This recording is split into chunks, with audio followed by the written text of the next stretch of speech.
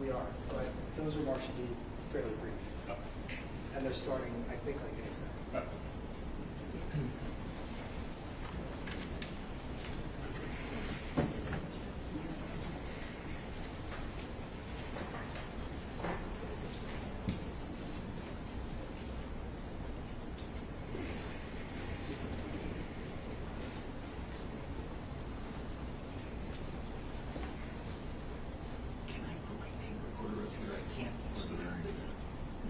Can't. You know what? Just put it by the speaker. It's better up by the speaker. Yeah.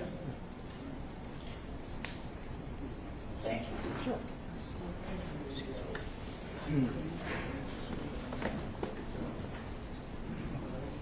Just repeating, we'll start after the police commissioner's remarks, which should begin momentarily.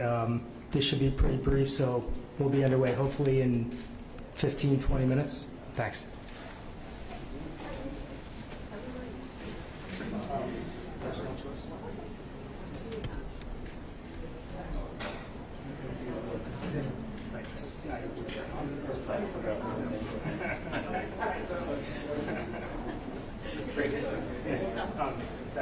That's not that. Yeah.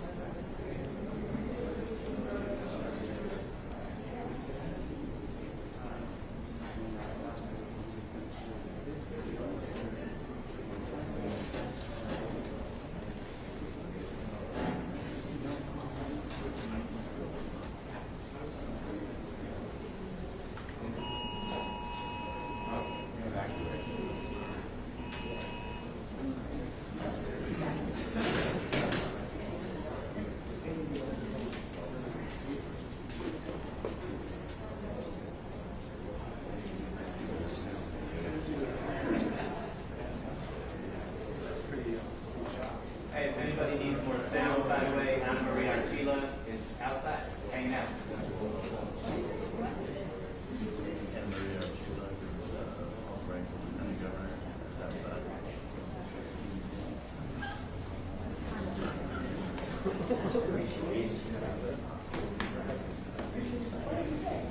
He said that one of the lieutenant governor candidates is outside.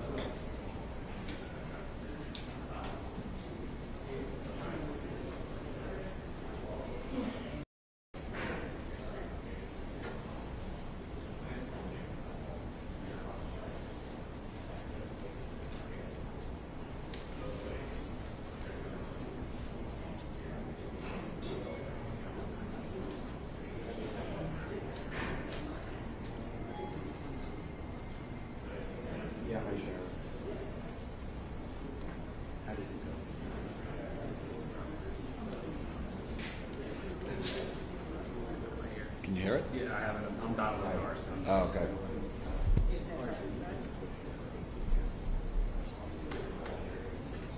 They're waiting for this to wrap before. I think at least. Yeah, we're gonna wait. So this is gonna be at least another half hour before this. They're not gonna do this while this is going on. Right.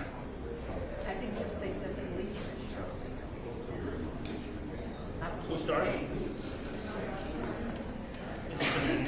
What's that? Yeah, they started with the mayor. Yeah, yeah. And then I think they're going to school and then, or governors and school. Right. So, yeah.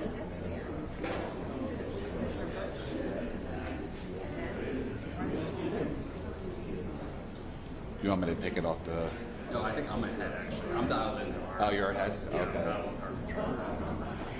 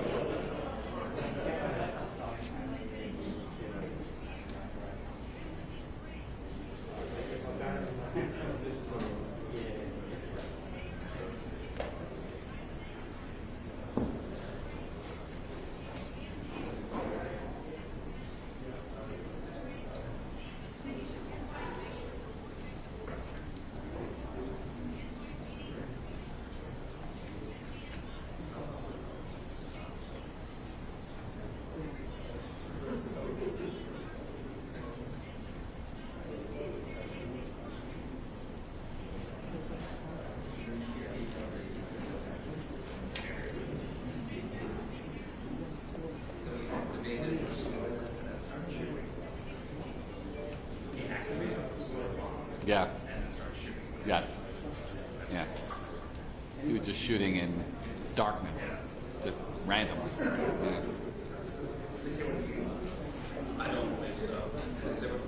What's that? They didn't say the weapon.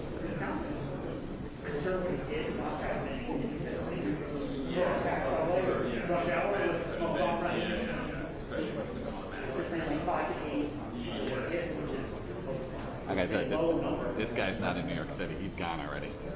He's gone. We open hard just to get out over there. I mean, it seems like he planned it really well. Like, it looks like he sort of planned it. He probably had a car. Yeah. Probably took off. Construction work. Yeah.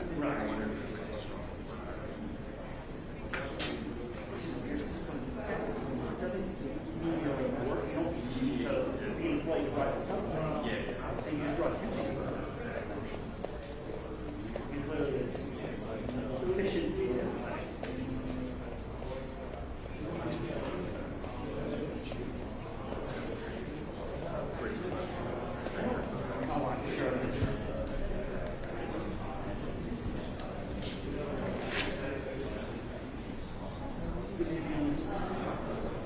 was like, when I saw it had a flag, so I was just like, and as I'm texting it, like, he said 3 times already, and I was like, I'm doing this. Yeah.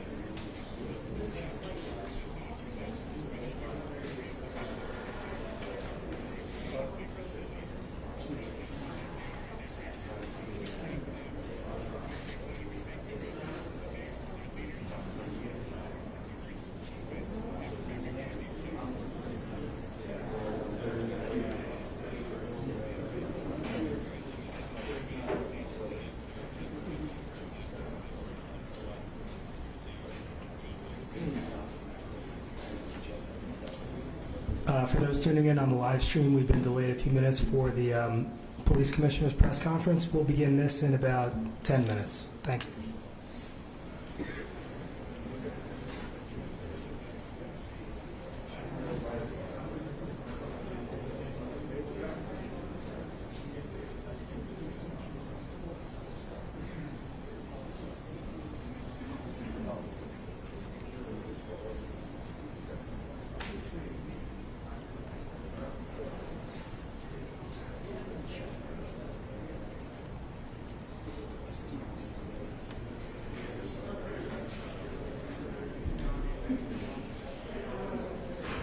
This is like such a perfect, this was, I guess, a witness to the subject, but it's perfect. We are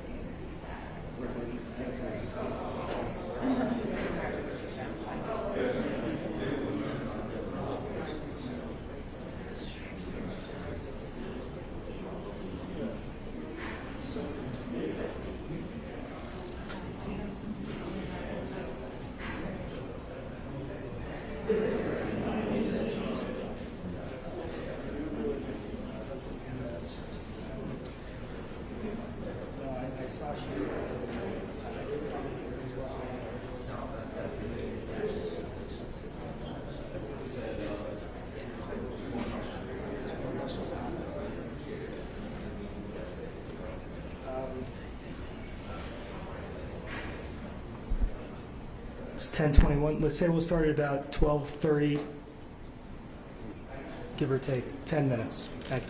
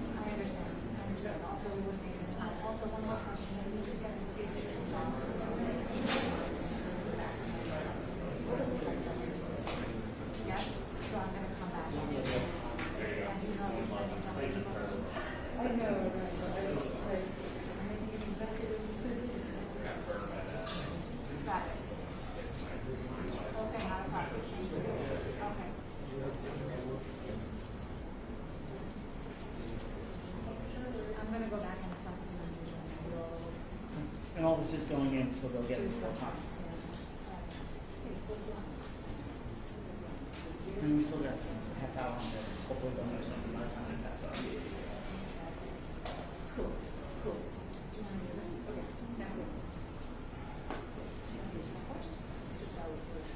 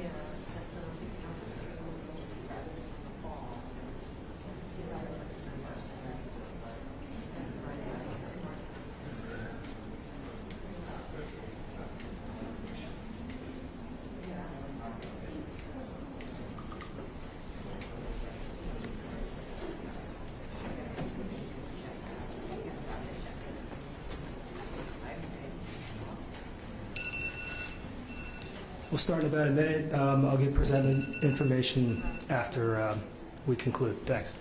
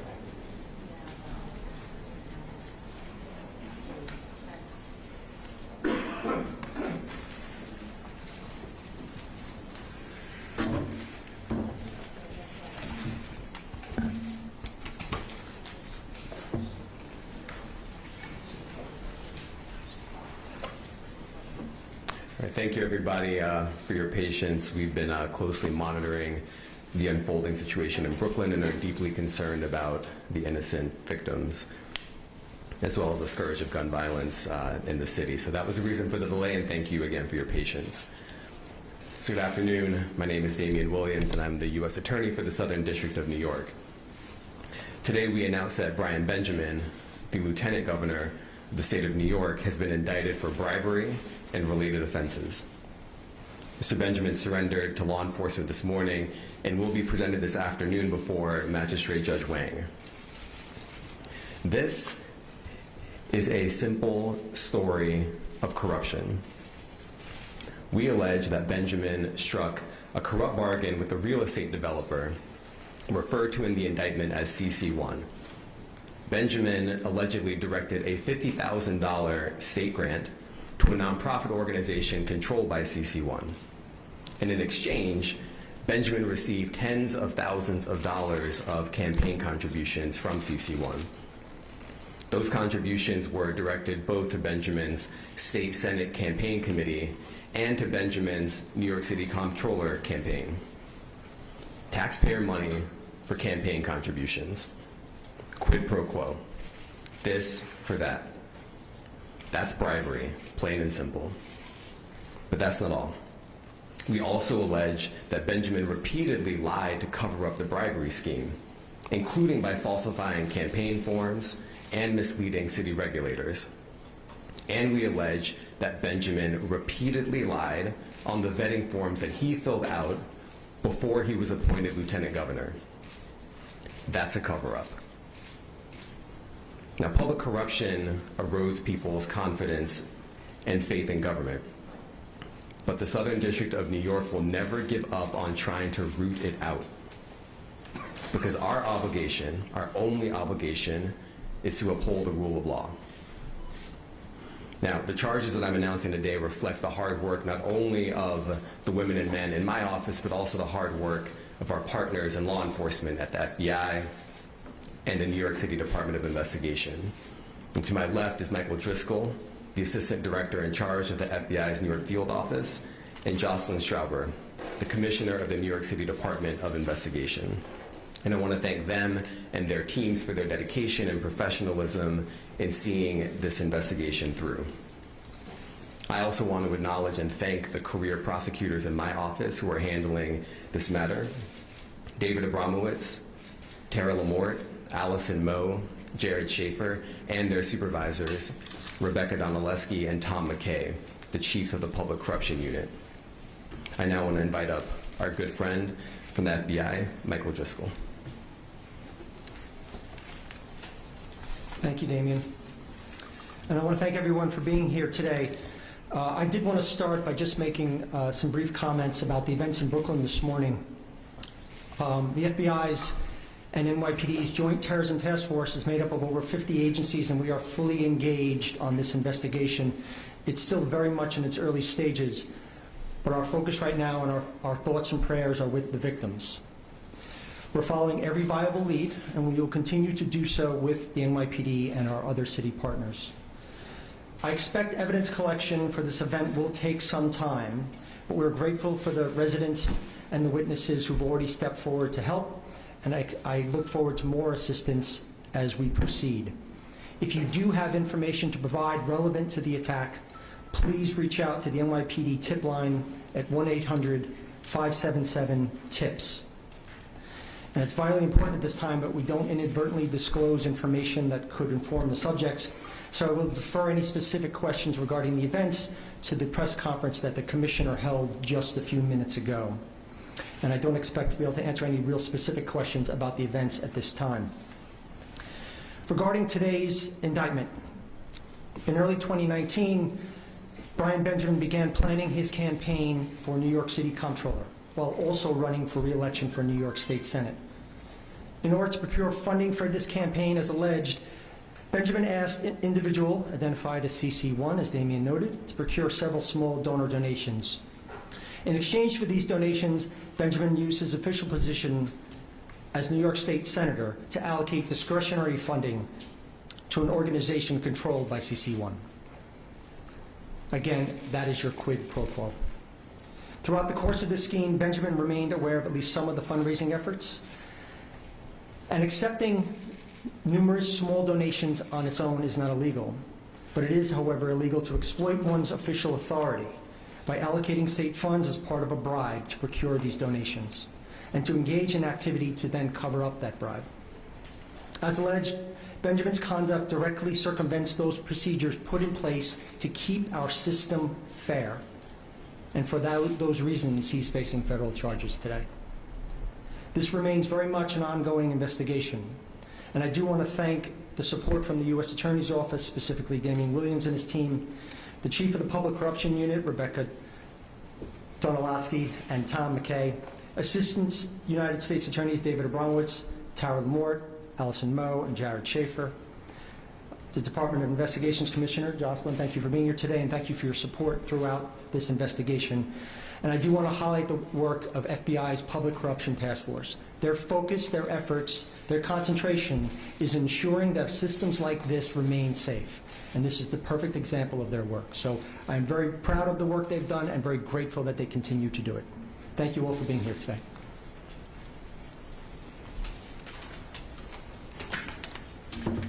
Thank you, Michael. I'm Jocelyn Strauber, the Commissioner of the New York City Department of Investigation.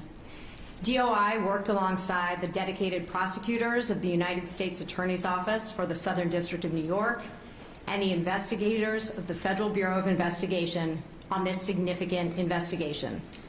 In fact, this investigation reflects the power of partnership between law enforcement and our shared commitment to follow the facts without fear or favor wherever they lead.